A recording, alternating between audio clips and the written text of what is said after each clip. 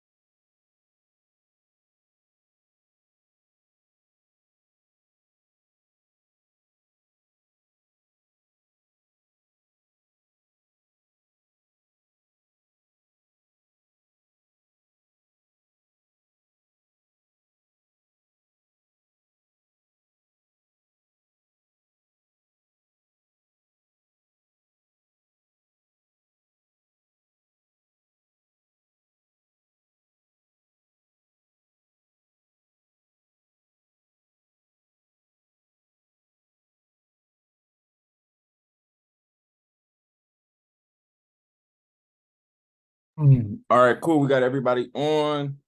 Perfect, perfect, perfect. Can you guys hear and see my screen clearly? Yeah, I can. Perfect, perfect, perfect. So if you have any questions, just write them down, like grab a notebook, write them down, um, and ask them at the end. Um, yeah. So we can go over all the questions at the end. So because a lot of people be having the same questions. Cool. So let's get right into it, right? No point to waste any time. Your car contract is fraud, right? In this PowerPoint, in this course, we're going to be going over car rescission. This is not legal advice. This is literally just letting you know what you have the right to do, right? Cool. What is rescission? 15 U.S. Code 1635, right of rescission as to certain transactions. In subsection A, disclosure of obligor's right to rescind, right? So you're going to hear me say obligor and creditor a lot. Creditor is the person providing the money. Obligor is the person obligated to pay that money, right? So you're going to hear those words a lot in this PowerPoint. Except as otherwise provided in this section, in the case of any consumer credit transaction, including opening or increasing the credit limit for an open-end credit plan, in which a security interest, including any such interest arising by operation of law, is or will be retained or acquired in any property which is used as the principal dwelling of the person to whom the credit is extended.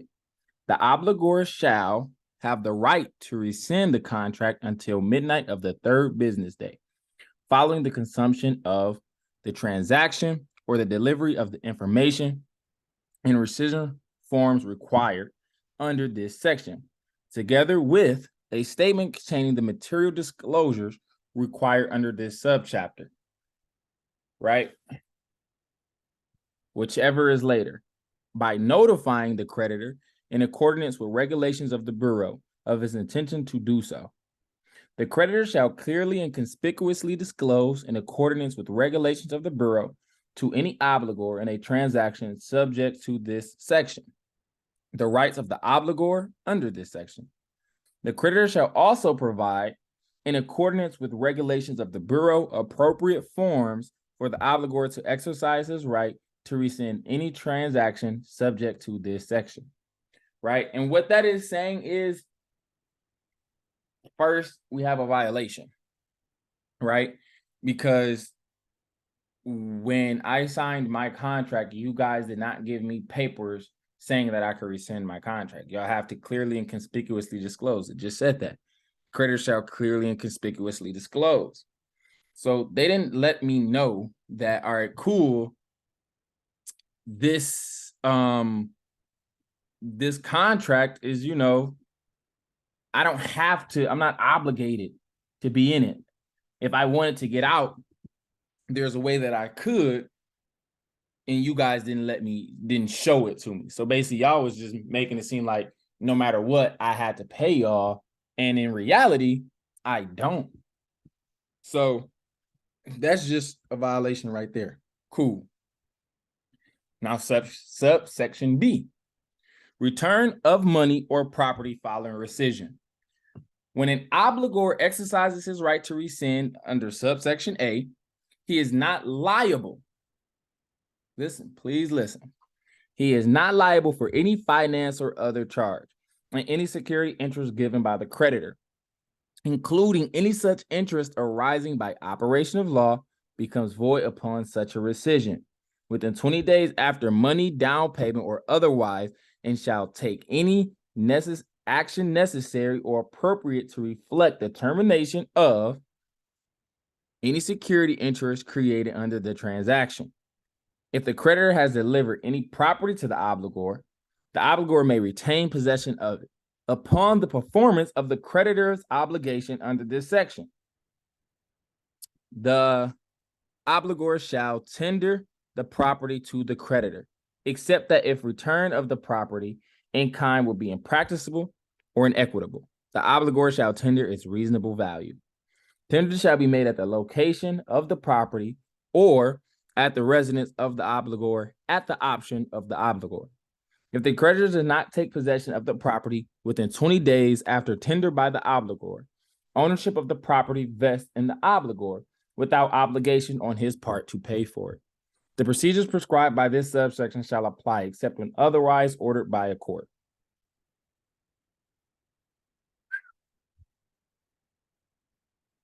Very, very straightforward to the point. It is not anything to really be confused about. Of course, though, if you have any questions, write them down. We'll go over every question at the end, I promise. So cool. What they're saying is that, of course, after you rescind the contract, they have to return you your money. You have to return the car, right? Now, after 20 days after tender date, the property is yours, right? So once you rescind your contract and let them know that you're rescinding your contract, they're not going to come get the car within 20 days. They're not. They never really do. So we go dive further into that later on too. So when I explain everything. But cool. You've been borrowing money from yourself the whole time, right? The term credit means the right granted by a creditor to a debtor to defer payment of or to incur debt and defers payment. 15 USC 1605F, right? And USC stands for United States Code, if any of you guys didn't know. Cool. The term credit sale refers to any sale in which the seller is a creditor, and the term includes any contract in the form of bailment or leasee if the bailee or leasee contracts to pay as compensation for use a sum substantially equivalent to or in excess of the argutive value of the property and services involved, and it is agreed that the bailee or leasee will become, or for no other, or a nominal consideration has the option to become, the owner of the property upon full compliance with his obligations under the contract. The term credit card means any card, plate, coupon book, or other credit device existing for the purpose of obtaining money, property, labor, or services on credit. Now, the reason I went over these terms and put them in here is because I really wanted you guys to understand what it really means. So when you're saying certain things, that you know exactly what you're talking about. You feel me? Because when we're speaking of a credit card, what I just explained to you guys was a was a social security card, right? It says the term credit card means any card, plate, coupon book, or other credit device existing for the purpose of obtaining money, property, labor, or services on credit. The literal purpose of your social security card is to obtain those things. It serves no other purpose. You can't stay at an apartment. You can't go look at you can't get a house or get a loan or, a bunch of things without your social. You can't even buy an expensive piece of jewelry without your social, right? So that's why I go on to say this. Whenever you sign your social security onto a document and approve, the money transaction is already paid for. The creditor or financing company is accessing your trust, which they can access from your signature and your social security number. Once they are given good faith on your name, they then deceptively make you believe that you are paying back borrowed money when in actuality, it has already been paid for. Right? So what this is saying, and what this is saying is, all right, cool. You're literally paying back your own money. Like, I don't know if you guys know what a secured credit card is, but basically think about your car loan as that. Your car loan is basically a secured loan because it's your money, but they're making you believe they're paying for it and you're paying them back. No, it's actually you're paying for it, but you're paying them back. Literally. It's just like a secured card. They get to charge you interest, they get to charge you fees, all of the above on your own money, which is honestly ridiculous. But that's what they deceptively make us believe. And it makes sense. Like, the best lies make sense. Like, the best lies contain some truth, as as y'all probably already know, whatever. Cool. Now let's get into the TILA violation. Most common violation on these contracts, right? Because a lot of people ask me, oh, does this apply to me? Or does this, whatever. They ask a lot of questions. Yes, it applies to everyone who has a car contract. And the reason is because right here, TILA violation, 15 USC 13, subsection A, price selection of customers, right? Price selection of customers. I'm got to get my pointer because this is annoying me. Cool. It shall be unlawful for any person engaged in commerce in the course of such commerce, either directly or indirectly, to discriminate in price between different purchasers of commodities of like grade and quality, where either or any of the purchasers involved in such discrimination are in commerce, where such commodities are sold for use, consumption, or resale within the United States or in a territory thereof, or the District of Columbia, or any insular possession or other place under the jurisdiction of the United States. And where the effect of such discrimination may be substantially to lessen competition or tend to create a monopoly in any line of commerce, or to injure, destroy, or prevent competition with any person who either grants or knowingly receives the benefit of such discrimination, or with customers of either of them, provided that nothing herein contained shall prevent differentials which make only due allowance for differences in the cost of manufacture, sale, or delivery resulting from the differing methods or quantities in which such commodities are to such purchasers sold or delivered.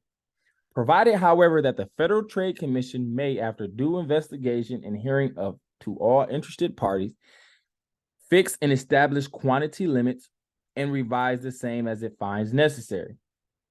As to particular commodities or classes of commodities, where it finds that available purchasers in greater quantities are so few as to render differentials on account thereof unjustly discriminatory or promotive of monopoly in any line of commerce.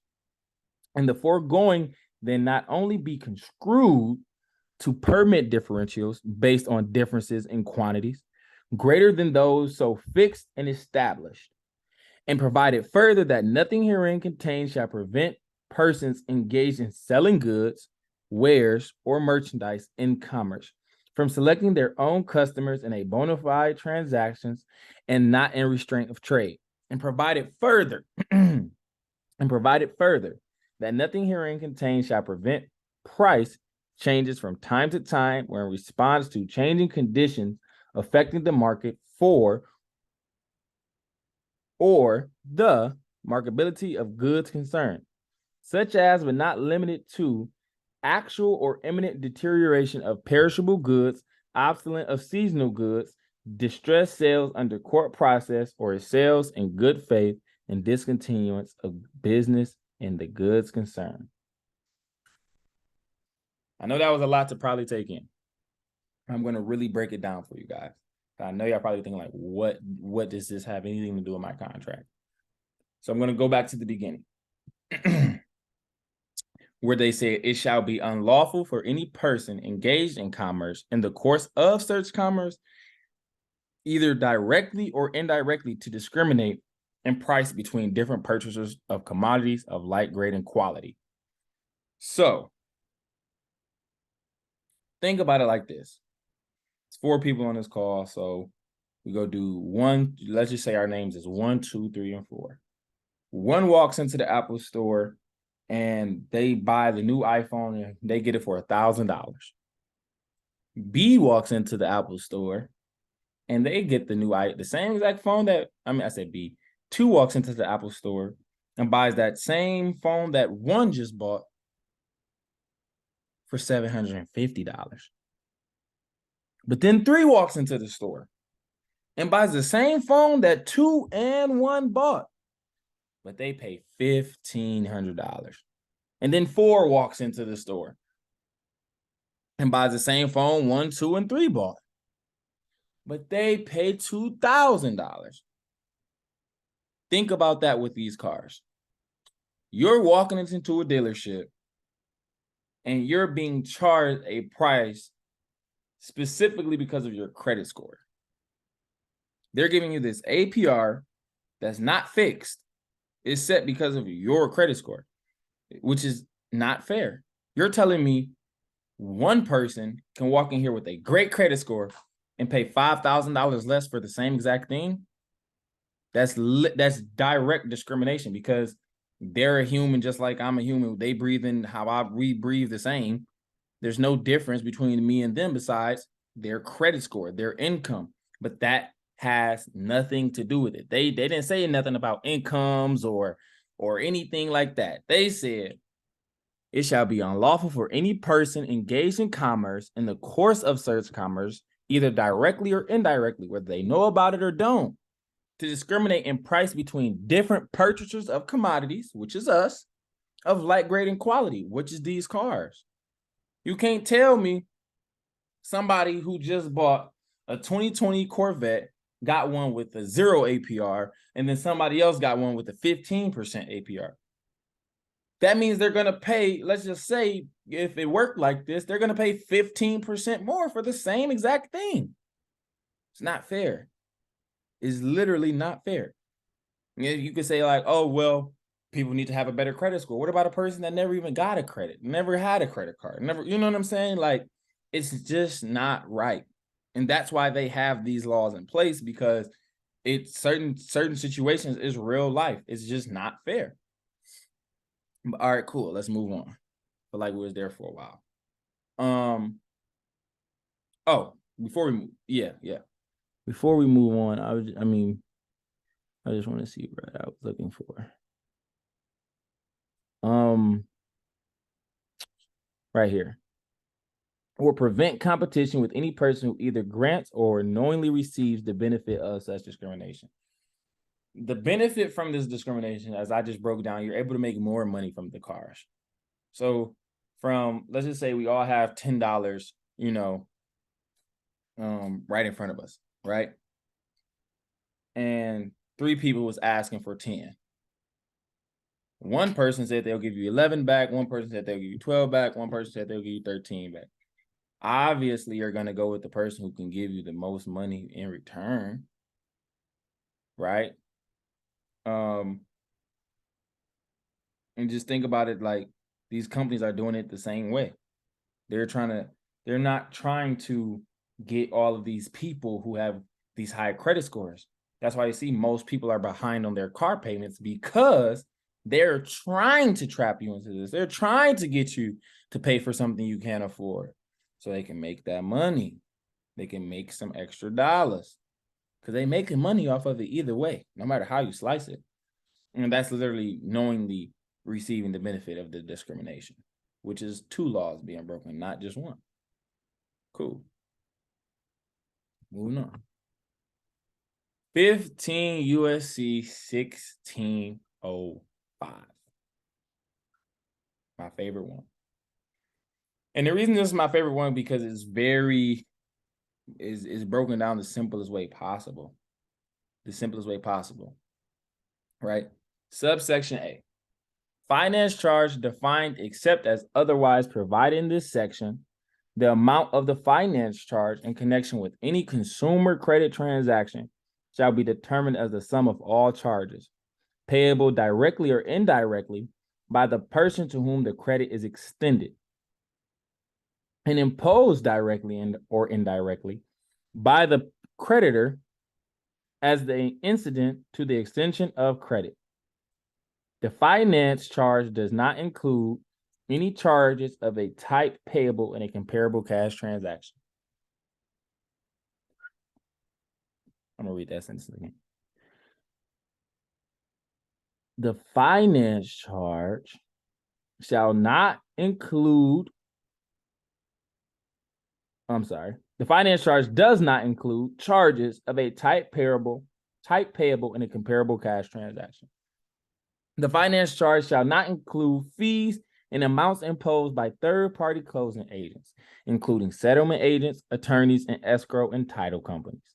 If the creditor does not require the imposition of the charges or services provided and does not retain the charges, examples of the charges which are included in the finance charge are below. Basically, what they're saying. What matters is, first, cannot include charges of a type payable in a comparable cash transaction. And then second, it can't include any fees by third-party closing agent, like the person who sold you your car. How can this person receive commission, right? How can this person receive commission?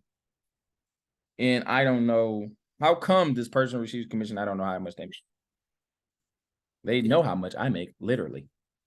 You have to show them, right? Proof of income. So why can't I see how much this person is making off of selling me this car? If I'm selling it for, if they're selling a car for $100,000, I'm expecting them to make something, right? But what?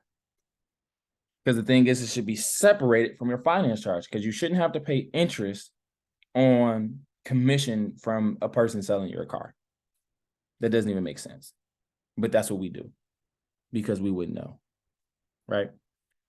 Cool. Now, when they say in connection with any consumer credit transaction, your contract is not even a consumer credit transaction. Your contract is actually what's called a good faith agreement. And what that means is, like, you ever borrowed, some money from your brother, grandma, mother, whatever, like, and say you're going to give it back. Same thing.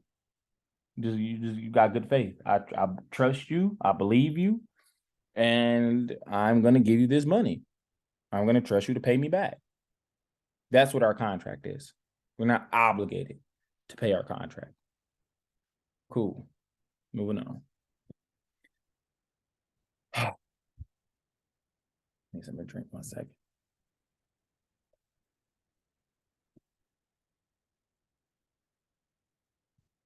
Cool. Now, 15 U.S. Code 1605B. Life, accident, or health insurance premiums included in the finance charge. Now, I know a lot of people really don't know what is going on when it pertains to the whole insurance being included. So let me break it down to you.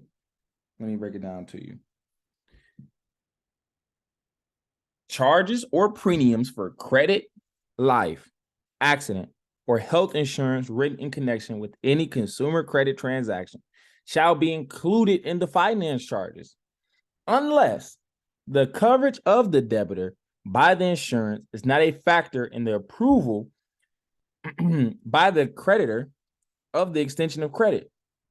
And this fact is clearly disclosed in writing to the person applying for obtaining the extension of credit.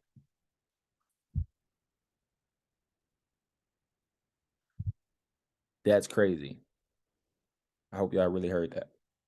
In order to obtain the insurance in connection with the extension of credit, the person to whom the credit is extended must give specific affirmative written indication of his desire to do so after written disclosure to him of the cost thereof.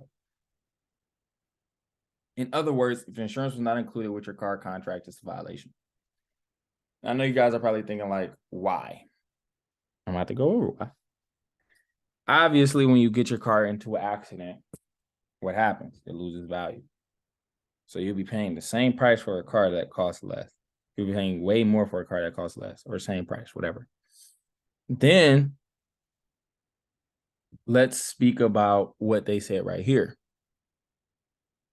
Unless the coverage of the debtor by the insurance is not a factor in the approval by the creditor of the extension of credit. And this fact is clearly disclosed in writing. How many of you guys seen a paper disclosed in writing when you were signing your contract saying insurance is not included with this contract? Now, hold on. Before you say yes, how many of them told you that when you were applying for the credit? Not after you already got approved, not after you was already signing the papers. When you were originally applying for the car, they have to say insurance is not included in this. They don't. No one really knows that. So that's another thing that's just huge that a lot of people don't understand. Like this is like mandatory. Insurance has to be included in your loan because there's so many reasons why. And speaking of that, let's go to another reason why. Same thing. 15 U.S. Code 1605C now. Property damage and liability insurance premiums included in finance charge. Charges or premiums for insurance written in connection with any consumer credit transaction against loss or damage to property or against liability arising out of ownership or use of the property shall be included in the finance charge unless a clear and specific statement in writing is furnished by the creditor to the person to whom the credit is extended, setting forth the cost of the insurance if obtained from or through the creditor, and stating that the person to whom the credit is extended may choose the person through which the insurance is to be obtained. So I don't know if you guys ever heard of gap coverage, know what gap coverage is. But this is gap coverage. This is what they're speaking about. They're saying like, all right, cool. Let me see how they saying this. Let me see. They're saying like, cool. Boom. You drive your car off the lot today, you sign a contract, and a month later you made your first car note payment. And right after you made your first car note payment, boom, somebody come up and total your car. This is after you done drove it for a month. So you put about let's just say 2,000 miles on it. Got a little scrape, a little dent in it. You know, not nothing crazy. You just scraped it a little bit, you know. But now somebody come hit it and totals it. Now your car, let's just say, worth $5,000 less after that month. So cool, it was worth 30K, now it's worth 25. And you still owe $30,000 on it. Who's gonna pay that $5,000 difference between the car's value and what's left to be paid on it. The insurance company only pays the car value, which is $25,000. You have to pay the rest, that gap. But gap insurance is supposed to be included in all contracts. And that's why they say right here, it has to be included in the contract, because there's no reason you should have to pay for a car being totaled. Like, you don't have the car anymore. Why would you have to pay for that? It's ridiculous. But a lot of people, again, don't know these things. So it really affects, why so many people, it's a lot of things that this ties to, So I just had to say that, because that's just very important. Gap coverage not included. It needs to be included in your contract. That's a violation. Cool. Liability insurance, like collision and comprehensive, that's supposed to be included. If that's not, boom, violation. Finance charge. Your finance charge shouldn't be on this contract because it's not a consumer credit transaction.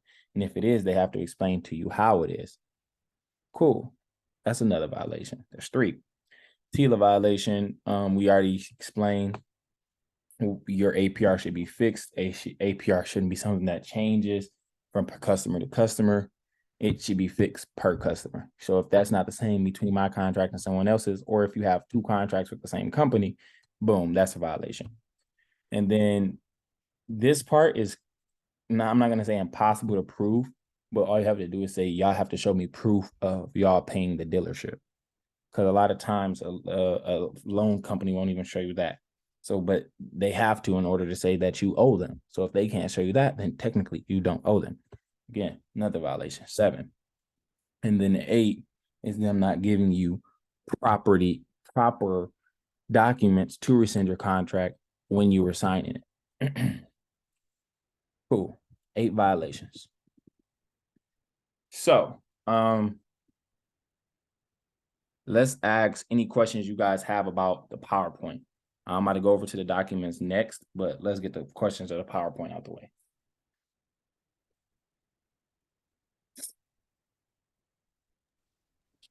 Okay, so Go ahead. Yeah, I'm here. I no, you can. can go. Yeah, it's skipping. I couldn't hear you. Okay, so what would be the appropriate approach if you was to go buy a car? So what would be the appropriate approach if you was to walk into the dealership to, say, a salesperson who doesn't know the knowledge that you just provided to us? So it's a lot of ways. Like, that's why I always say, like, it really depends on how you want to go about it. Because me personally, the way I would do it, I would just let them violate the law, let them break it, let them do their little whatever. Because I will be able to get the car. You feel me? Yes. So it really all depends on what you want to do. Because if you don't want to, go like going through it, like trying to educate them won't work. They won't just try to give you a car. You will have to go the back door route, which is speaking to underwriters. Like, all right, cool. Let's just say if you get denied, or they say you have to put a down payment. All right, cool. Let me speak to the bank that's saying that I have to put a down payment. Okay, well, why do I have to put a down payment? Because that's not what the law says. So then they're going to have to transfer you until you get to an underwriter who will actually say you don't have to put one. But that process takes days, and you won't be able to leave the lot with the car right then and there, which is very annoying. Versus you just go in there and play stupid, they'll let you leave with 5 cars. Yeah. So it really all depends on how you would like to do it. But I personally say just play stupid, because that way you're like, all right, cool. Let's just say you put $5,000 down, right? On a $40,000 car. And you do this process, let's say you make a couple of payments for a couple of months. So you come out of in total like $6,500, but boom, you got the car. You just got a $40,000 car for $6,500. You know what I'm saying? But the reason I like that way is because it's less strenuous. It's very simple, And like you're not just not just on some bull crap. Like you actually doing what you feel is right, and you still paid something for the car. So you can't just feel like, oh yeah, I just got a free car.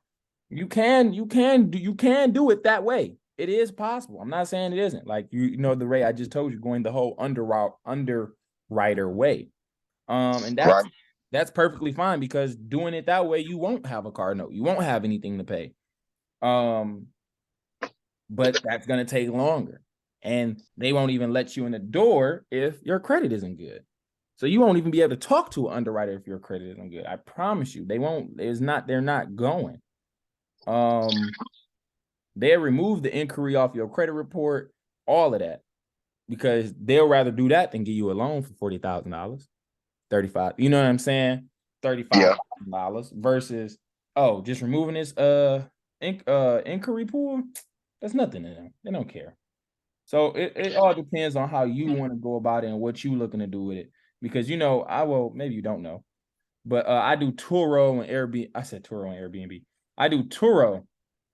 So, I use my cars to rent them out. So if I pay $6,500 for a car, I don't really care, because that car can make me $6,500, bro, every 6 months for the next 4 years, 5 years. Right. And I only got it for $6,500. So after that first 6 months, I'm in profit the whole way. Right. And then I just did that, boom, 10 times, 5 times, 6 times. Now I got a whole fleet of rental cars for $65,000 when it could have been literally 10 times that. True. See, one issue I had went to a dealership and I had, went to see if I could get approved or denied for, a car that I wanted. But the issue I was having was one of the salespersons that I was talking to, he was more stuck on what he wanted me to put down than actually running my credit. It was more so like, if I didn't have the money, he wasn't going, take the time to run my credit. So it was, that was an issue I had too. Like you just said, it's like they'll do a soft pull on your credit, or they'll see what your score is, and it's like they'll go off of that. They won't even give you the effort to run your credit to see what lender would even, you know what I mean? So it was like Mm-hmm. he was stuck on, well, I can't do nothing for you. But if you put $5,000 down, I could make something. When I'm thinking like, well, what's the difference if I give you money or don't give you money? That's what I'm thinking. So that's when I realized it was more so like, if he wasn't gonna make no money off of it, he wasn't gonna go the alternate route about it. Mm-hmm. I was about to say, that's the one thing about like this process, bro, is, and I hate to say this, but this is just the reality of the world we live in. Like, specifically, people will usually, I'll speak from a factual standpoint. No person, I bought 4 cars. No person who Okay. ever sold me one of my cars was Black. None of them was African American. Every single was a Caucasian male.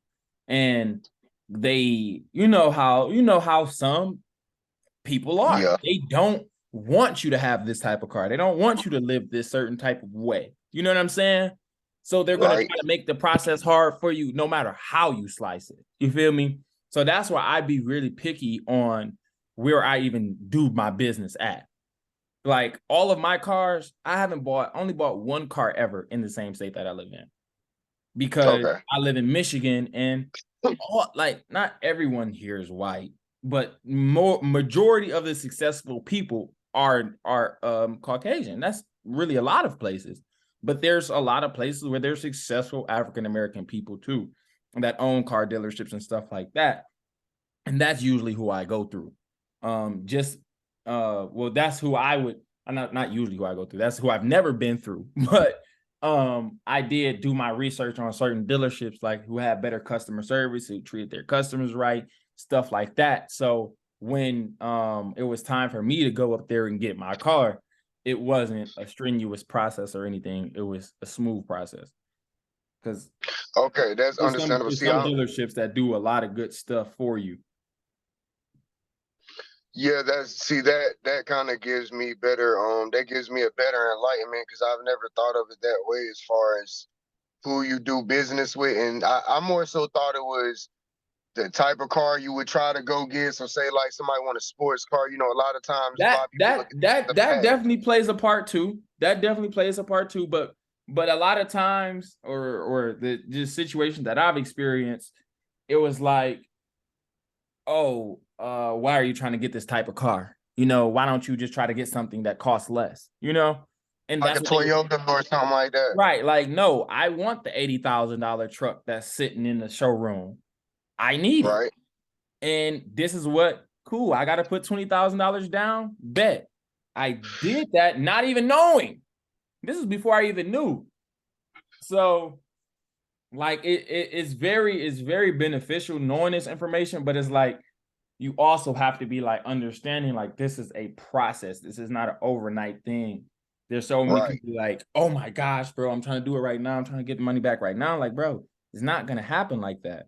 And the reason is because that's what I was just about to get into. But I'm about to get into that now. So any more questions or did I answer your question? Yes. I thought I had another question, but you can go on with the lesson. When it come back to I me, I'll have write it a, down. I was question. about to say, no, we just asking. I'm just answering questions now. I have Okay. one. All right. If it's about the documents, if you got any questions about the documents, I'm about to go over those next though. Not particularly. I guess it's just a general. All right, I'm listening. So, is there a process to recover down payments from previous vehicles? Because like Yes. I have five. I've purchased five in the last 6 years, probably brand new with all down Mm, payments. And uh, is there a way to recover that? yes. Now, this is the thing. First, it depends on the states you in because you said five in the last 6 years. Yeah, A I'm in lot of Louisiana. states, a lot of states after I don't I'm not I'm in Michigan, so I wouldn't know the statute of limitations in your state. But in Michigan, it's 5 years. Hmm. So if you've been making payments or paid the car off and it's been 5 years since you signed that dotted line, they don't care. They have no obligation to give you any money back. But if it's before any time after 5 years, you Gucci. But the Okay. main thing is first still having possession of the car. Like if it got repossessed or something, that's different. That's different. But No, I still have two of them. like cool, One, still having possession of the car, and that's really it. Just having the car, and being within 5 years though, since you signed the paper. yeah, I'm just reaching 2 years on Yeah, both. so you Gucci, but as long as it's as soon as that 5 year time, like it's like, bro, nothing you could do after five. And that Nothing. process, you go after the dealership for that repayment? No, you would go. I'm about to go over that, and with that's Oh, okay, basically what okay. I'm going over with the I'm gonna document. kick back then. Yep. No, you Gucci, you Gucci. Any more questions though? I know y'all got some more I questions. I remember my question, and I have a question similar to his question, so I'm gonna ask what I remember first. Yep. Um, the question I just remember, is it illegal for a dealership to deny your transaction with you extending your credit? Is it illegal? I know it's not Yep. illegal for them. I don't know if it's not illegal, but I I know got they you. can ask for a down payment. But is it still can they still deny, you extending your credit for the transaction, regardless if you have good credit, Mm-mm. this amount of money down? Nope, they cannot. That's thank you for saying that. Thank you for going over that. They cannot deny you credit, no matter what. Like if you wanted $100,000 car or 250,000 or a $50 car, they cannot deny you. They can't deny you, and the reason is because they got your social and your signature. So once I give you my social and my signature, this car is already paid for. Period. It's mine. I own it now. That's why And you that would gave fall me under these which law? papers. So it's either boom, let's say they pull your credit and they say you denied. All right, bet. If I'm denied, then remove this pull from my credit. Now I can just go somewhere else and get approved. But if I'm if I'm denied, y'all can't do an inquiry. And the reason is because, like, all right, cool. Let's just say I pulled your credit.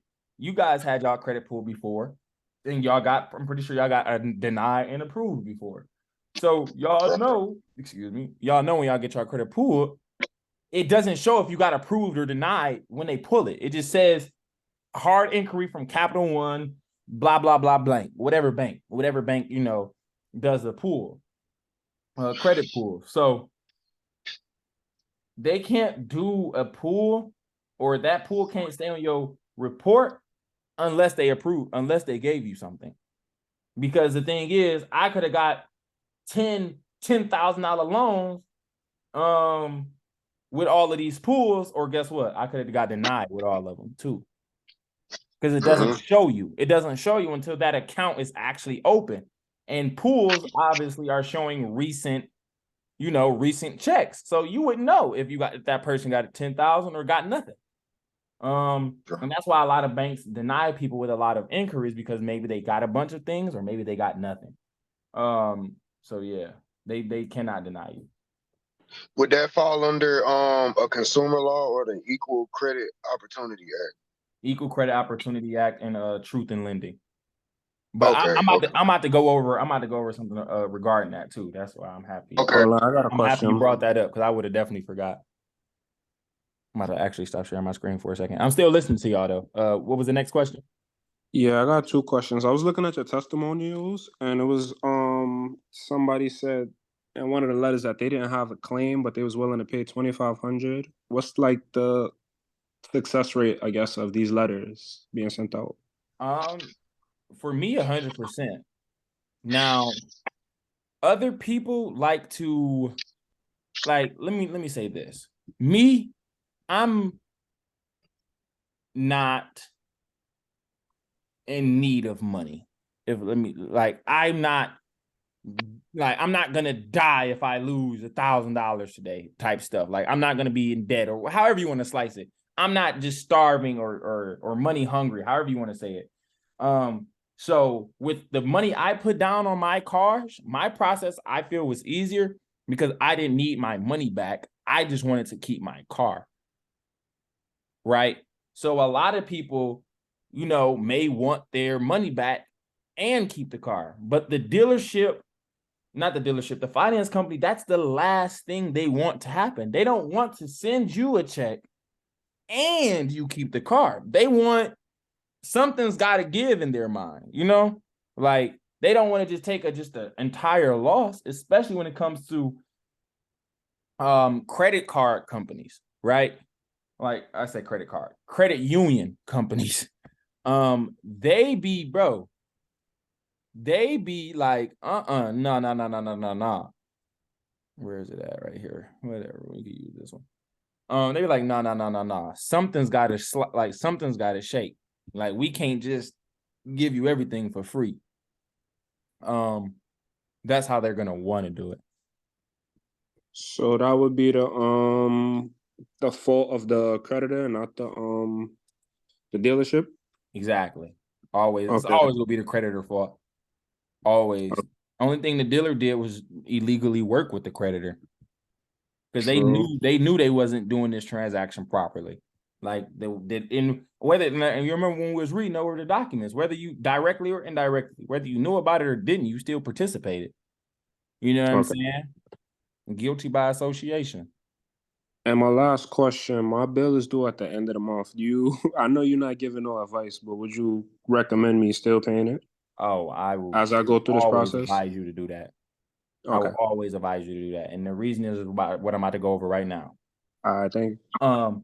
Before I go over it, any more questions? I have one more question, and that's the question that I've seen on your video. Don't quote me, because I don't know if it's word for word. Is it also a violation for every time they call you regarding a late payment? Yes. I like that question, bro, because it's so funny. I barely even talk about that violation anymore, because a lot of people don't really be late on their payments. Like, not people that's purchasing the class, because if you purchase in the class, you obviously got enough money to make your car payment. So it is kind of frustrating to a certain extent. But is it a violation per call or just calling in general? Every call. But the thing is, you only get, the way the CFPB does it now, you only get paid $1,000 for all the violations combined anyways. So they could have one violation or 100, it's still going to be, you're still get paid $1,000 either way. Or they Okay, have to thank pay you. you $1,000 either way. So it don't matter if they broke it 100 times or once. That's why these companies will break the law 50 different times, because shit, we only got to pay him $100. I mean, $1,000. It's nothing to them. Okay, Nothing. thank you. Any more questions? That was a good question. That was it for me.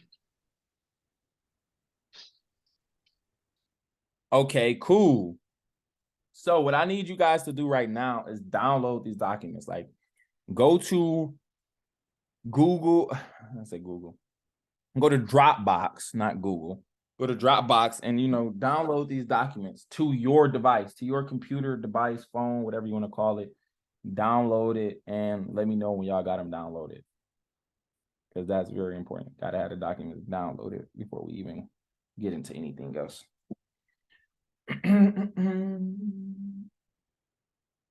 So when y'all got them downloaded, just say done. Y'all can say it or type it in the chat, either one.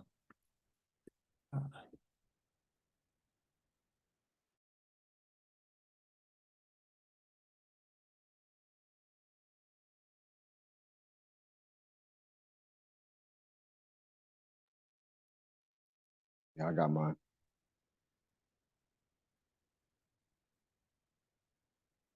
One down. I got mine as well. I got mine as well. Down. Two down, one to go.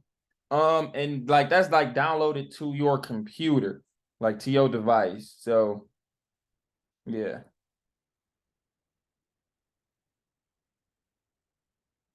Cool, cool, cool.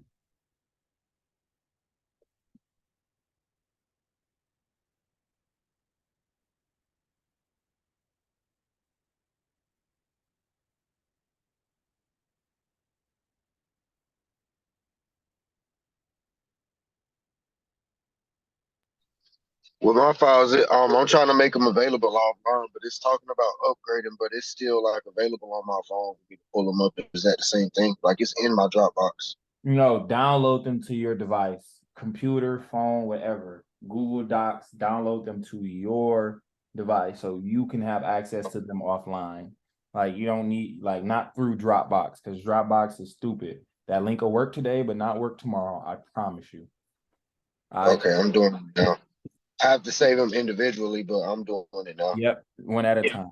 Yeah, that's why I said just let me know when y'all ready, because that is like, bro, I promise y'all, I can guarantee in the next 24 hours, y'all will not have access to them. Like, it's like this expiring type of link with Dropbox. So when I share stuff, for some reason, after like it's a certain amount of days, I don't know how to change the days or whatever. I'm trying to figure out. So that's why I just make sure everybody got them downloaded. So when whatever amount of days is up, cool. We don't got to worry about it because you already got them.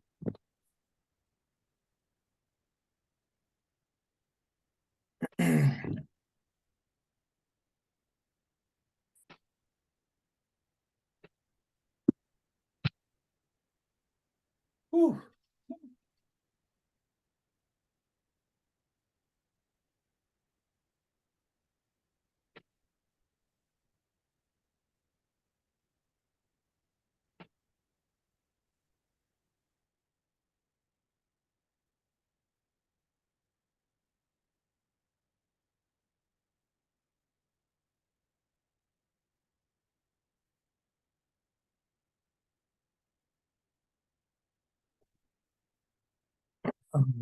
That says done. Okay. Cool. Cool, cool, cool, cool, cool.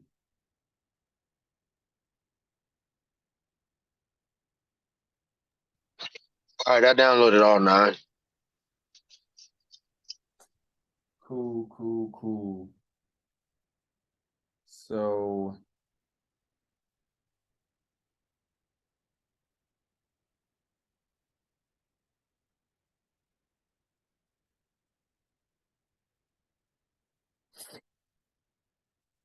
let's do it. Let's do it. Let's do it. Now, This is where things get complex, if I could, to say the least, because now you know the information, you know who to go to, I guess you could say fix the issue, solve the problem, whatever you want to, however you want to slice it, dice it, whatever, cool, right?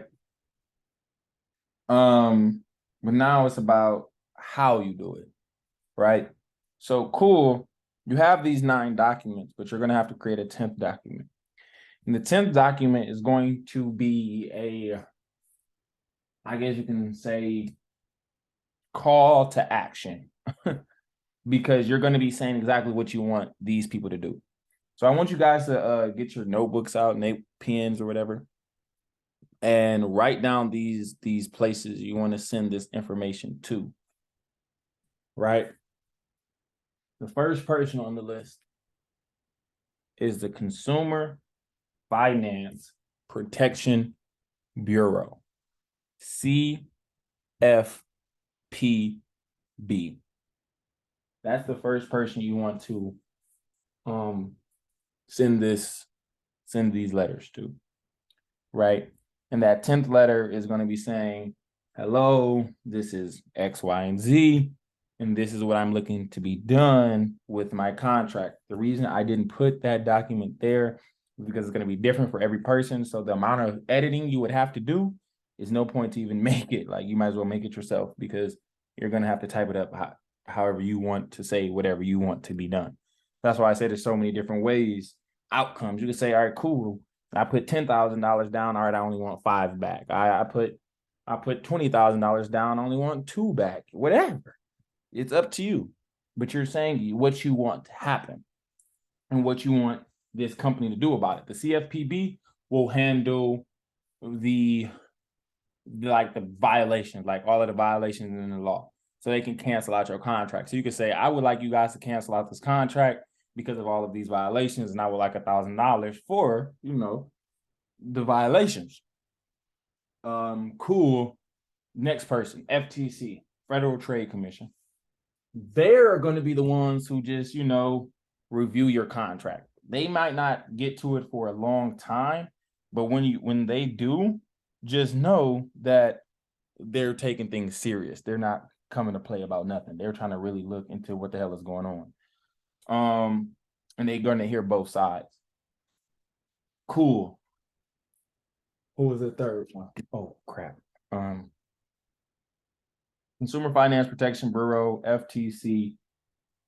And then we have the dealership's registered agent, right? And that's the registered agent of whatever dealership you bought the car from.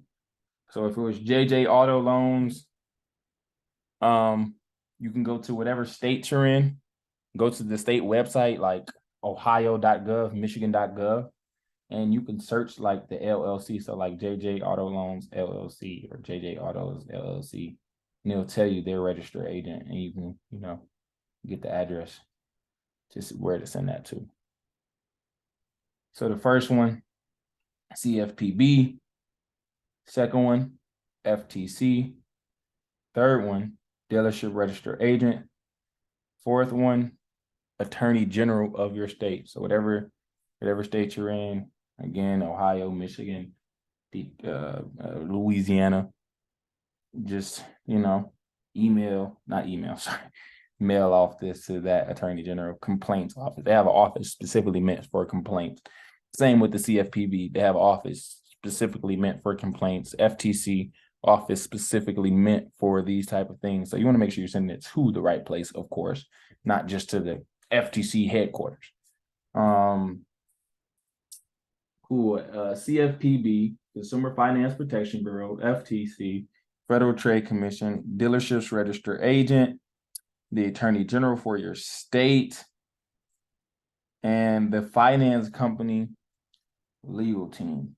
So their legal team is might be sliced in many different ways. They have legal teams for self-representation. So if they have a legal team for self-representation,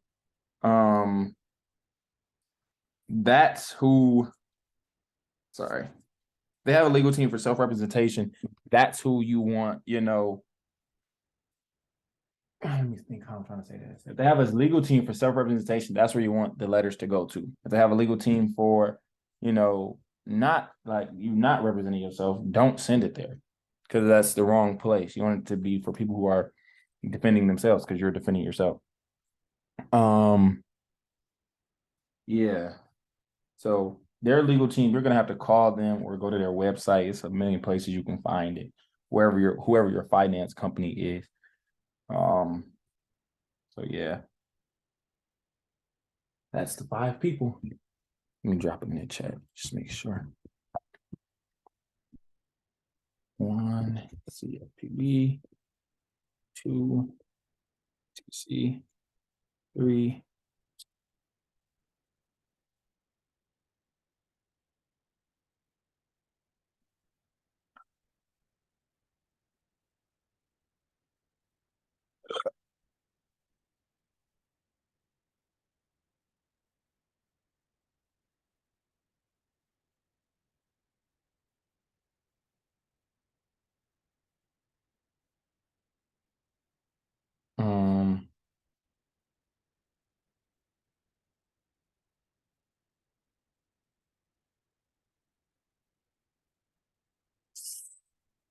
There we go.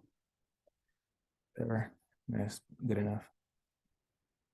And spell it right. Don't matter that much. So that's the 5 people you sending it to. No specific order, so it doesn't matter. All these letters, yes, have to be notarized.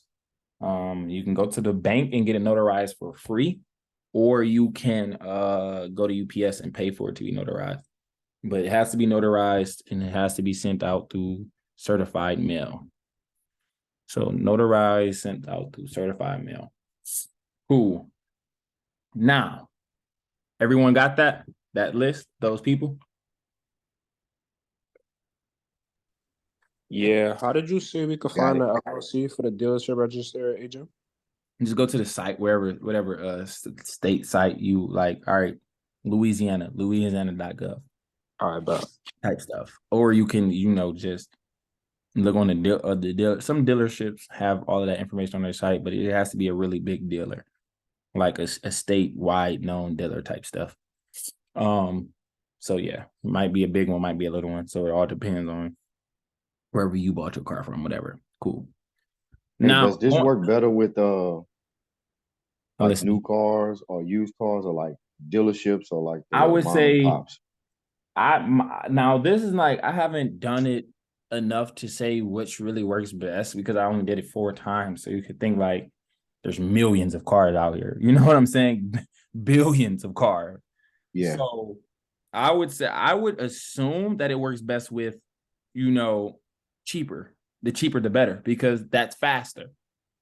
Like they care less about like, all right, cool. If they was gonna give away a $40,000 car or a $20,000, would you choose? We'll always choose the 40. I mean, we'll always choose the 20. I say always choose the 40. You always choose the 20. Why? Because it's cheaper. So I will always think that, yeah, the cheaper, the faster. And that's literally what happened with me. Like the cars that I put less down, this was way quicker versus the cars that I put more down. That makes sense. Okay, so basically like going to the little dealerships around here, maybe like the where you get the almost like income tax cars. What you mean by that? You know the ones where you put money down, but they not as expensive as a brand new one, but you would probably put more down or whatever the case may be. It's not a Yeah, national type dealership. I definitely, yeah, I get what you're saying for sure. 1,000%. Yeah, that's correct. Cool. So, affidavit of revocation of signature. This is just saying that you're revoking your signature. When it comes to these documents, guys, I want y'all to really like heavily modify them. Like real life, heavily modify them. There should not be like if person A and person B that's on this call, I shouldn't be able to tell y'all got these documents from the same person. And the reason is because they're looking at them from lawyers. I think the lawyers they're paying a lot of money are reading these. If there's one word spelled wrong, garbage. One thing did wrong, garbage. And they're going to send you an automated letter what you said makes no sense. Basically, they're going to say your claims are baseless. So that means you spelled something wrong, you did something wrong. And the reason is because people think like, okay, I just throw my name in here. No, change words out. All right, cool. You know, we're American. We speak English. One word can literally mean 4 different words. You could switch so many different words out on this one page to mean the exact same thing that they were already saying. But it's about, you know, how presentable it is. Like, it looks perfect. It looks really good. But now you just need to change the vocabulary. Make it sound literally like you know what you're talking about, because you do. So don't just think like, all right, I'm just going to throw my name in here and that's just that, because they will tell you that, no, what you're saying don't make sense. Cool. My computer went a little slow. Affidavit of fact is going over like, all right, cool, the violations.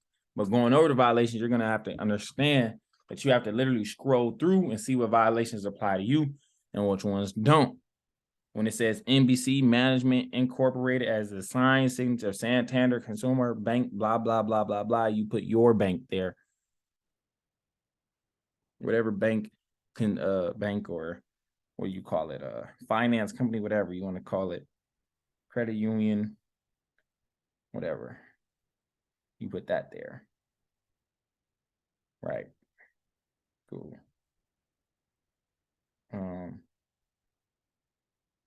Yeah. So you would do like 1. You see how it says 1, 2, 3, 4, blah, blah, blah. Whatever ones apply to you. Affidavit of truth. Really, all of these documents are really self-explanatory, not gonna lie. Certified mail number, that is the number that you won't need until, like, let's say the second round of letters. Like, let's say they don't reply within 20 days. You'll send out these letters again. Second time saying, all right, you haven't replied in 20 days. This is what I want you to do now. And you'll also send the certified mail number right here will be of the first letters you sent out. Cool. But they're gonna reply within 20 days only because, like, obviously this has something to do with their money. You know, only way they're not gonna reply is you send it to the wrong place. Cool. The affidavit of truth is saying, like, all right, cool, this is what I'm saying. This is the truth. There's no lies and nothing that I'm saying. And it's being notarized by someone that is seeing me say that I agree to these things. Bill of particulars is you sending them a bill.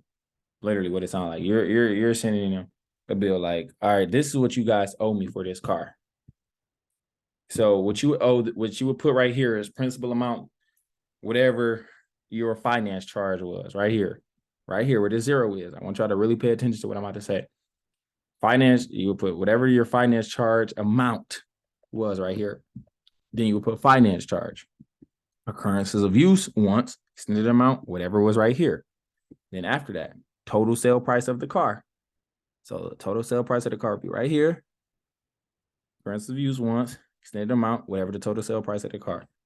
Now, you subtract the finance amount from the total sale.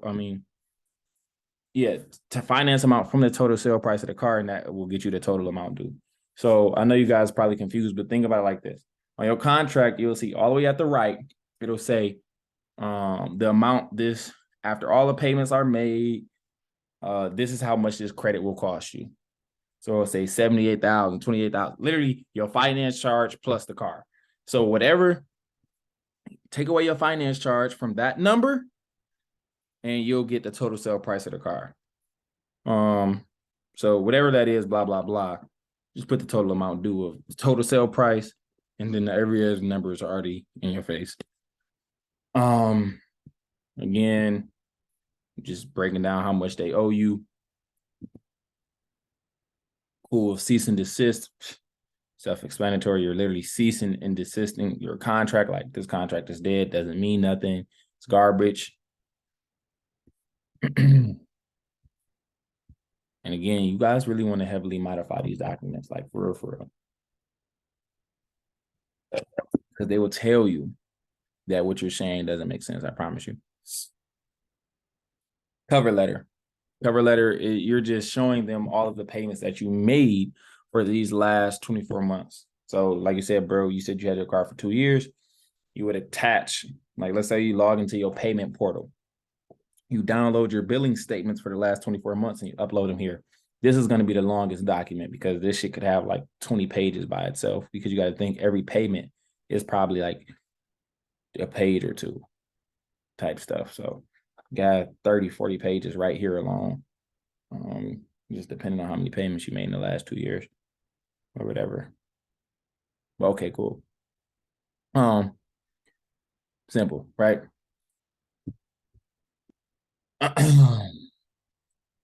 Now this would be the debt validation.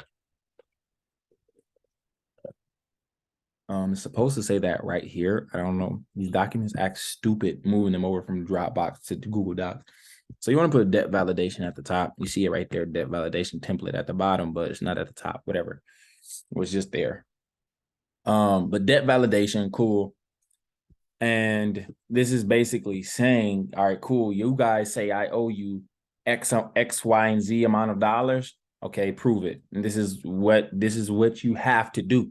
This is not something I'm just making up. This is something that you have to do to say I owe you money. You feel me?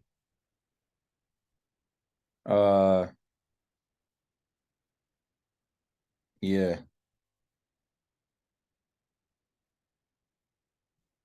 That makes sense. Y'all silent, so I just want to see, like, does that make sense?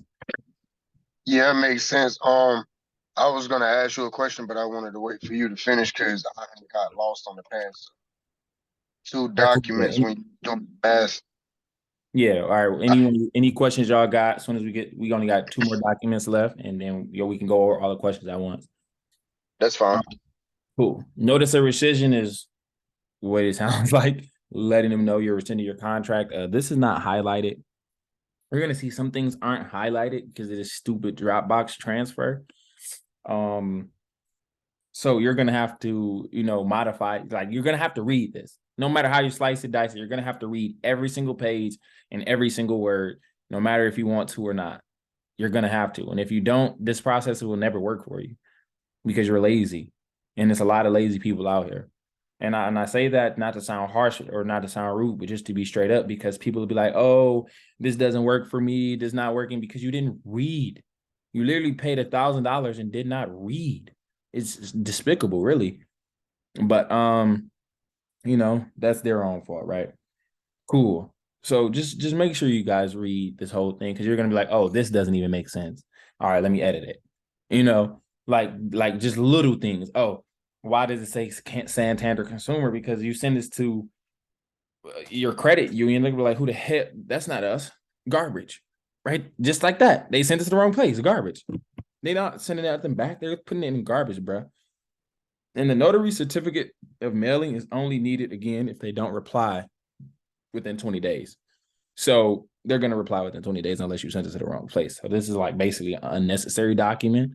It's just there just in case, but I've never needed it. So if you guys ever need it, just know you most likely probably did something wrong if they didn't reply in 20 days.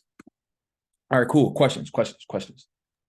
Yeah, I got a quick question. All of these, it's like 9 letters, right? All of these letters is going to each of the 5 people. Okay. So do we send them all at once? Yep. All in one envelope? No. Well, all in one envelope to that person, yes. Yeah, 5 different times though. To the 5 different. 5 different people, yes. So like, Okay. all right, these, let's just say it's really 8, but let's just say 9. 9 times 5, yes. Okay. But it's supposed to be really, it technically is 9, but you're not including this. Yeah, the notary. Yeah, you're not including this. So it's 9, including the last one I just told you guys. So the 10th one or 9th one, whatever, is going to be that letter I told you, like, all right. Call to action? Yeah. Like, okay. saying, But this is the thing. It could say a billion different things.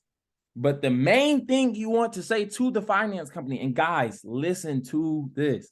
You're telling them you need to go to arbitration. You did not agree to the terms in this contract. You have to say it exactly how I just said it. You did not agree with the terms in this contract. The things that are in this contract was not clearly and conspicuously disclosed to you. You need to go to arbitration to settle the disagreement. That's the only way you're going to get out of this. Going to arbitration. That's the only way. If you guys don't know what arbitration is private court, basically. Someone who's been in the court room for years, 10 years, 5 years, whatever. They say, all right, cool. I don't want to work in a courtroom no more, so I'm going to be a private judge. Basically, it's basically private judge, closed doors. Nobody knows what goes on inside of here besides the people that's in here. And that way that these companies aren't getting exposed, because every one of us signed what's called an arbitration clause. And what an arbitration clause is saying, you can't sue them, we can't sue you. If we got a disagreement, we got to figure it, we got to settle it out of court. And you said you would include that in what document?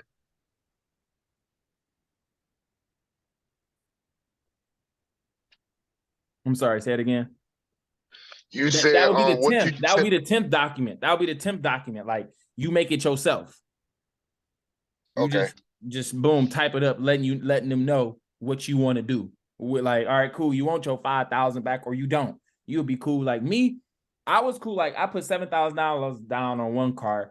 I said, y'all could keep the money, just give me the car, because the car was worth, right now, is worth $13,000.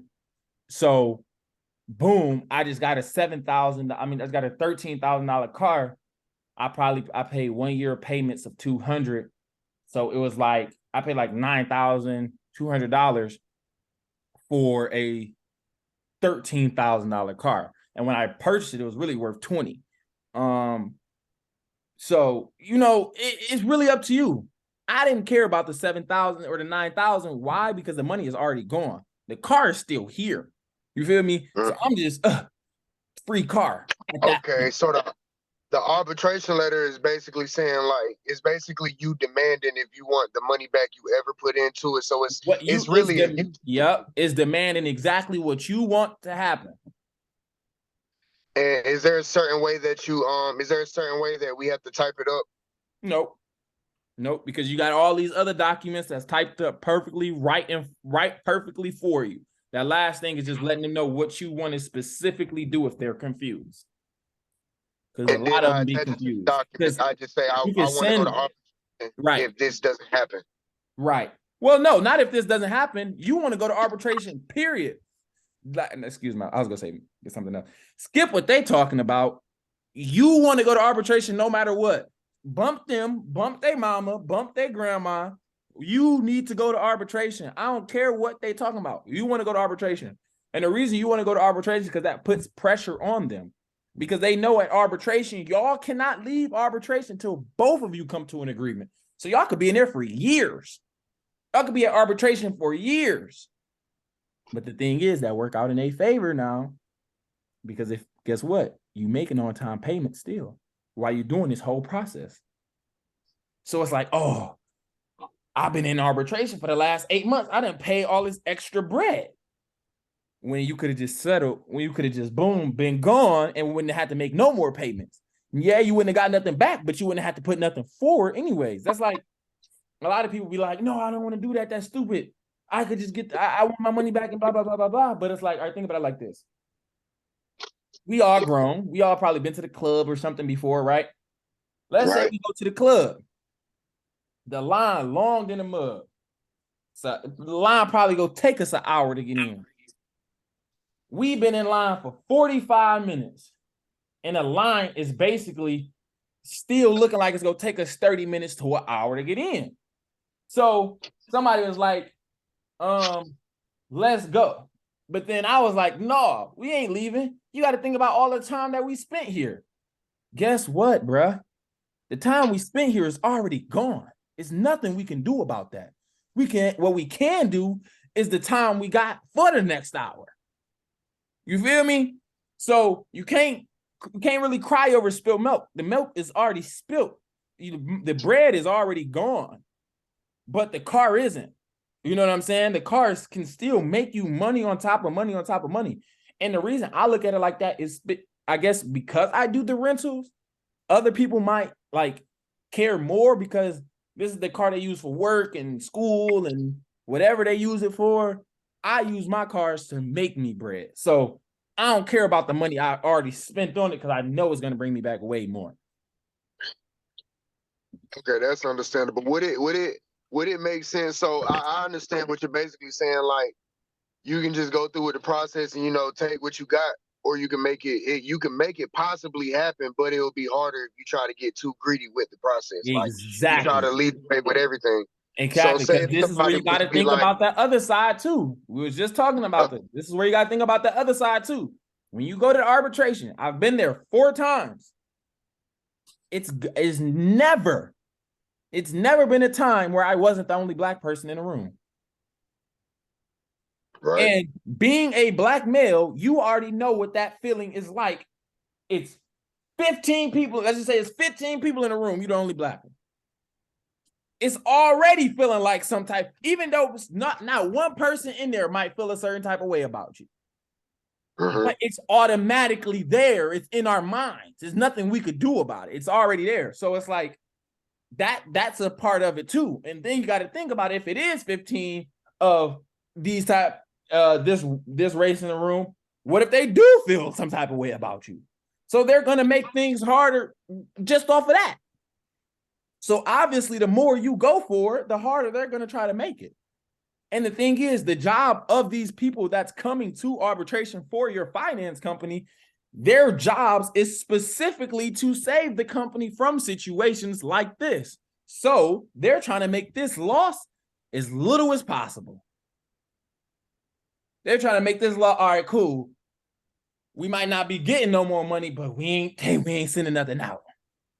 You feel me? Because they go with that all day. They go with that. I'm telling you, every single time you say, freak it, keep the money, give me the card. They're gonna go with that every single time because it's already so much that is going on that got them to this point where they at right now. If that makes sense.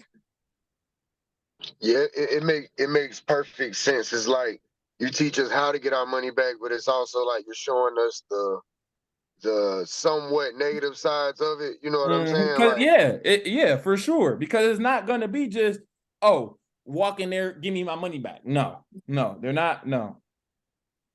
Because the thing is, with you, you're a person. With them, it's an entity, it's a business.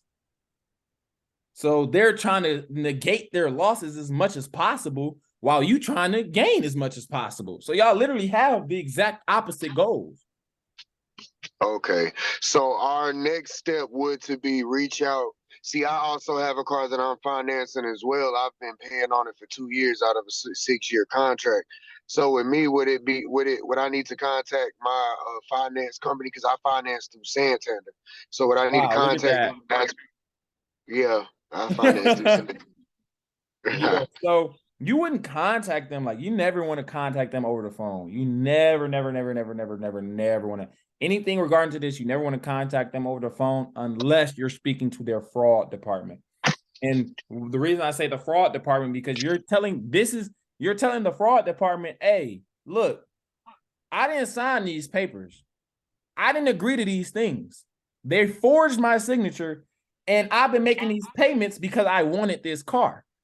I didn't know that they forged my signature. I didn't know that they came up with these agreements and stuff that I didn't know. I was ignorant at the time. You know what I'm saying? Now I know, no, I'm not going for it. I'm not, not going. Y'all got an issue with it? Cool. Let's go to arbitration. We can figure out there. Because the thing is, you already lost once you sign the papers anyways. Right. You already lost. And the reason I say that is because you sign that arbitration clause. So you can't go on Instagram, on YouTube, Snapchat, say, hey, these companies scamming, they doing this, blah, blah, blah. Because if you do, you broke your arbitration. Now they can sue you for everything you got and then some. Versus you can't sue them for nothing because you signed it away. On top of, all right, cool. Let's say if the CFPB crack down on Santander and say they got to pay out $3 billion to all of the customers that they frauded. They're not paying you nothing. Why they not paying me nothing? Oh, because I signed the arbitration clause that has a class action lawsuit statement saying that if there is a class action lawsuit against us, you are not entitled to any money. You signed that away too. But guess what? We didn't know it. We didn't know that. We literally, like when I tell people that, they be like, what? I signed away my right to get paid from a class action lawsuit? Yes, you did. It's in your contract. Look through it. I promise you'll see it. It's there. But they didn't say that. They didn't really let you know that. They didn't really explain that to you. So that arbitration clause is definitely important. So that's why you guys want to make sure you order. Call a finance company and tell them to send you your contract if you don't have it already. Have them send your contract, because when you're sending this stuff in, you're sending your contract with it and you're like marking up the violation. You feel me? Because they can clearly see what the hell you're talking about. So I have one. I'm looking at one of mine right now because I want to come prepared. Mm-hmm. Because I got mine through Wells Fargo and I know about the 3.5 or 3.7 billion that they're about to deal out in a few. But a lot of the stuff that it has, like little BS Louisiana clauses about the insurance that is your option, but they won't pay unless you pay the extra money. Does that still make it a violation, even if it's not applicable on the contract like it's supposed to be? It yes and no, because yes, all right, cool. They supposed to have it clearly written, but they got it in your contract, but you're supposed to have it clearly written before you get the contract. Like when you sign in those, what do you call it? Credit applications. Mm-hmm. That's when they're supposed to let you know insurance is or isn't included in this. That's when they're supposed to let you know. So it's like, dang, it's like y'all didn't let me know back then, but y'all let me know after. It's kind of like it's too late now. That's like, cool, you get your car contract and they tell you, yeah, you approved. Come grab the car. You come get the car. You get your billing statement in the mail. You never knew how much the monthly payment was. It's $1,000. You're like, hell no. If I knew it was gonna be this, I wouldn't have, agreed to it. But you already got the car. It's already too late now. Types. That's how they make you believe. That's what they want you to believe. But that's not okay. So when basically before they even run your credit, they're supposed to disclose that, and when they run your credit, it basically goes through as a purchase transaction. Yes, they're definitely supposed to disclose that when they run in your credit. Definitely, 1,000%. Actually, it's two transactions basically. Then. Yeah. Oh, it's definitely two transactions. Definitely, that's what makes it fraud. Because that's one of the reasons that make it fraud, because they're doing multiple transactions. Because guess who trying to get paid here too? Dealership.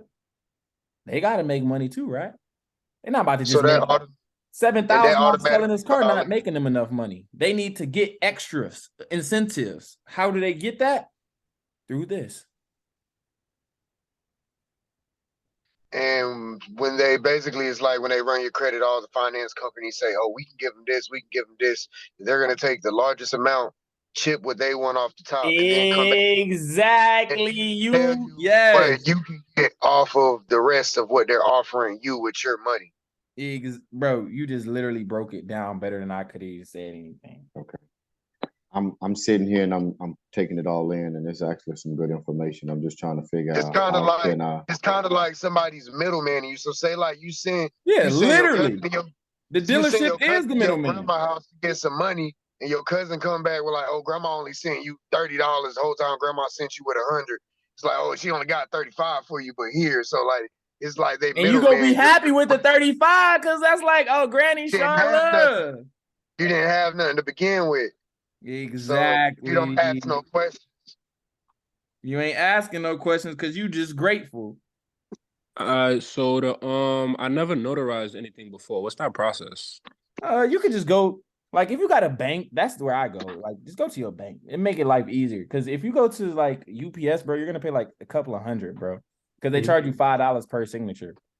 But if you go to your bank, they notarize stuff for free. Now you might have to wait like 30 minutes to an hour to get someone. because they only probably got 1 or 2 people at the bank that can do it. But you know, obviously depends on your bank. I go to a smaller bank, that's why. But yeah, it all depends. But you tell them, yeah, I want a notary, they'll do it for free. If you have an account, you have to have an account there, of course. But if you don't want to wait at the bank, you could just go to UPS. They'll do it immediately, but they charge $5 per signature. You're probably going to need like 20 signatures times 20 signatures times what? 5? That's 500. But the way I did mine was I got one thing, like, all right, let's just say 9 documents. I got 9 documents notarized, and I just got copies of those documents. Because like it didn't matter. The one that really is most important with the notary is the one to the finance company. All other ones are just, I guess you can say, like CCs. Okay. Cool. So we went over the documents. We went over the Zoom. Now let's go over these books that I want y'all to get. Like these 3 books right here. Frequently bought together. These 3 books are literally $30. They're $30, and reading them will give you guys a much better vocabulary when we're relating to consumer law, everything of that nature. Actually about to drop it in the chat. Let's see if I could copy and paste it in the chat. I think I can. I can. Yeah, so y'all could copy it out of the chat or whatever. And they're actually what helped me learn a lot and understand my vocabulary. So when I was at arbitration, they was like, damn, he really know what he's talking about for real. So they was ready, like my arbitration didn't take long. Only one that took long is the one that was for $38,000. And that's why. It was $38,000. So yeah, is there any questions or anything y'all got for me? I imagine they would keep me there a while because I got an F-250 I finance, so that's pretty big too. But yeah, well, when I say $38,000, the car overall was $80,000, but I've already made $38,000 in payments. Okay, so I'm gonna be honest. I'm gonna just be extremely transparent. Me personally, I just wanted to use this knowledge to get a car that I always wanted, which is a Challenger. That's why I used the example of a sports car, which I'm pretty sure all of us know, like that's kind of a costly reach. So with the formula of trying to get to an underwriter dealing with that type of car, me being a minority, would that make it a hard process for me just to even get to a finance manager? All depends on your credit score, which is unfortunate, but it is no way to slice. It's no way. They built the system, so it's like they built the game, so they know the cheat codes.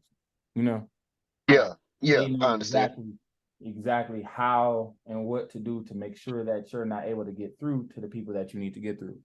It's compartmentalized for a reason. That's why they got a customer service team, then they got a business care team. You know what I'm saying? Like, just to make sure that certain people aren't aware of certain things. And they try to keep them within a certain reach so they don't, because it's very powerful That's why information. people in the fraud department don't know about the people in the customer service department. The customer service department don't know about the people they can't speak on nothing from the legal department. They got them compartmentalized. And if you realize, you notice, that's what they do. Like, it's funny. That's what they do with gangs. That's what they do with cartels and stuff. They compartmentalize them. So it's just funny to see that happen in the corporate world in America. But that's just how businesses is ran. So would it be smart for me to put a notice of rescission for my car?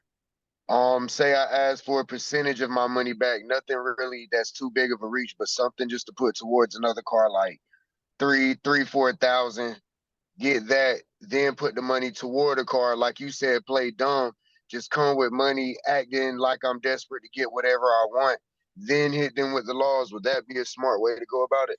Yeah, most definitely. But again, it's all up to you. But yeah, that's what I would do. On top of this, let me say this.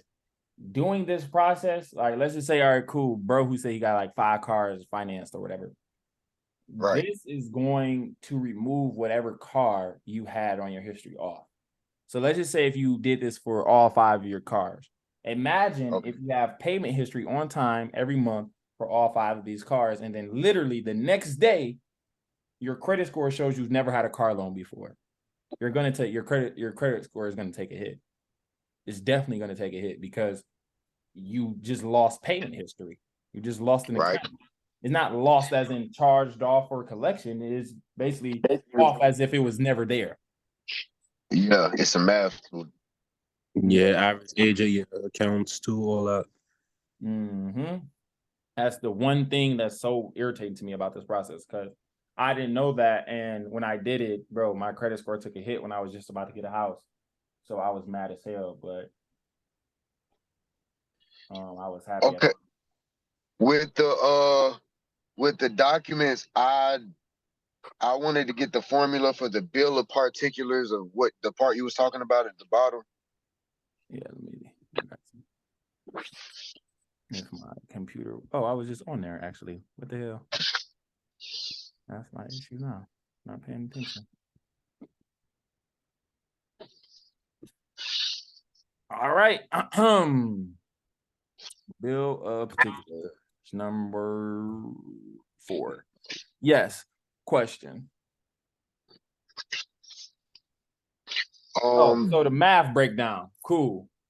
So look, boom, right here. I can't edit. It doesn't allow me to edit it on here. You got to upload it to Google Docs. That's the only way you're gonna be able to edit it, or Microsoft Word, uploading them.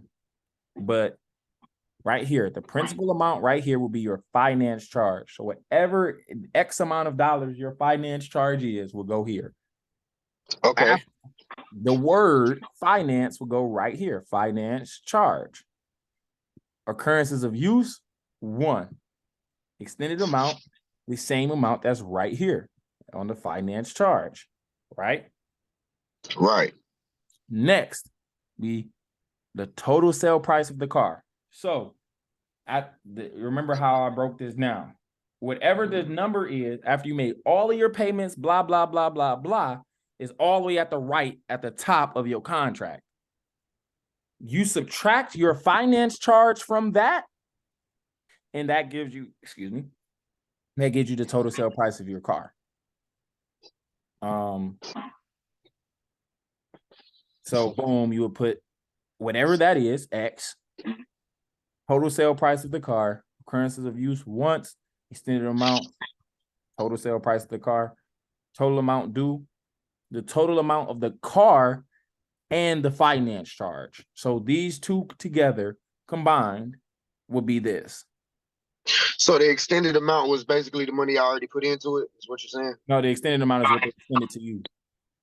Okay, which is the cost of my vehicle. Exactly. And the money I put in minus my finance charge is my total amount.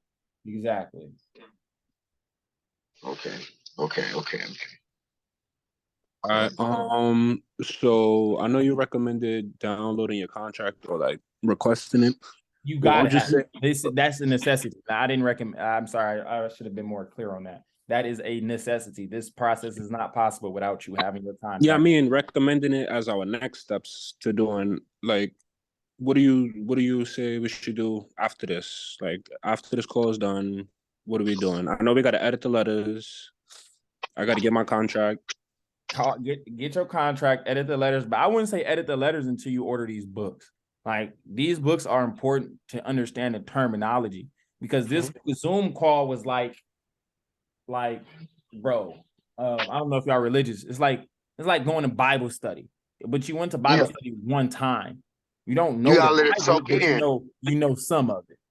You know enough. Let's just say enough to help you believe that God is real, but now you need the proof to prove it, if that makes sense. Right. Which would be these books to help you really have a deeper understanding. It's like different chapters of the Bible, I guess you could say. I got one last question for you, my man. I'm all ears. So this one's just a little off topic, but I watched some other videos that said that it's basically the same process for your home loan. Do you know if it is easier to rescind it with the refi, or is it either way is pretty much the same. Refinancing house or car? House. I've never done this process with the house. I've Okay. personally never done it with a house.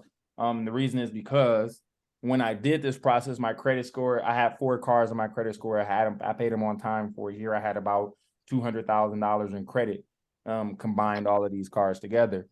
And then the next day it was gone. So my credit score took the largest drop of my life. Like literally, I was at 730 and I woke up the next day. My credit score was at 506. I'm so serious.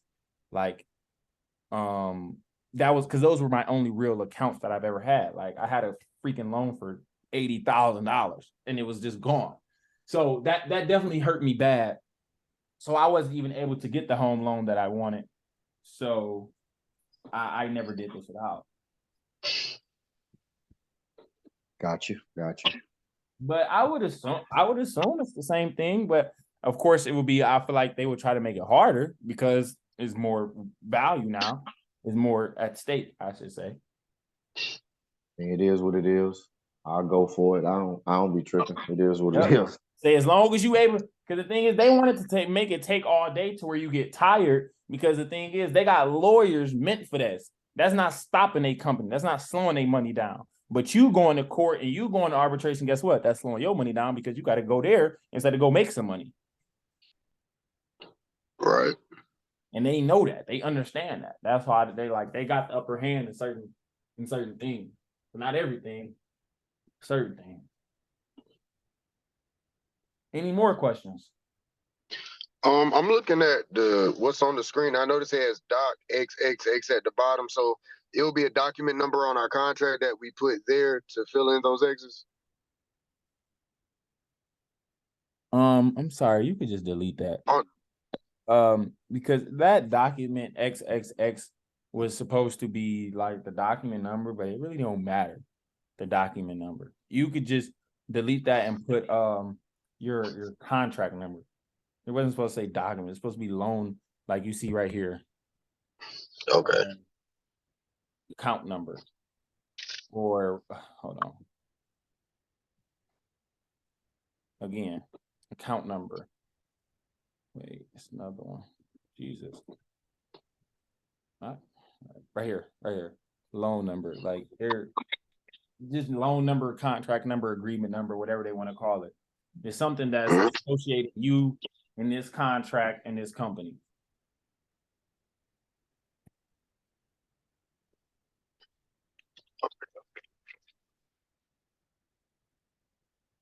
So still open for more questions. Well, I had a question. It was at the top. So I understand with this information is obviously not like learn today, go do it tomorrow. It's something that gives you a foundation to build off of.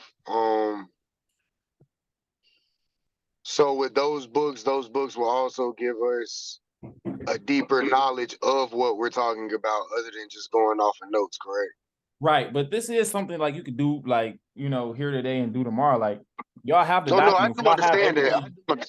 Yeah, y'all got everything y'all need to go right now. I just wouldn't suggest it because the more you know, the better. Because the first process is always going to be kind of like the most irritating one because you're still learning, you're still figuring it out, you're uncomfortable, you never did this before. But then the second time it's like, okay, now I know what I'm doing a little bit. Third time, all right, this is too easy now. You feel me? So it's just like, still a learning process. I'm trying to think if I have any more questions.